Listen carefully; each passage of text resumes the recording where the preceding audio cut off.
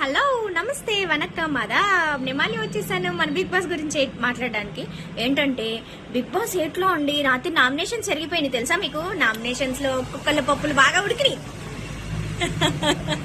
బేబక్కాయ పప్పు సరిగ్గా ఉడికించలేదని అందరూ బేబక్కాయ మీద నీ పప్పులు ఉడకలేదని చెప్పి పంపిద్దామని చెప్పి అందరూ బేబక్కాయ నామినేట్ చేసేసారు.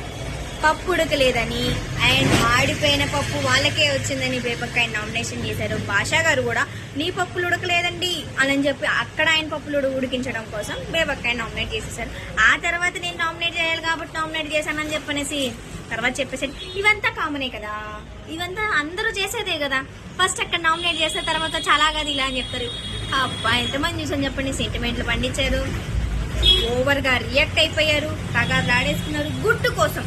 గుడ్డు ఎవ్రీ షోలో గుడ్డు కోసం గొడవేనండి. మీరేమంటారో కామెంట్ చేయండి, మర్చిపోమాకండి.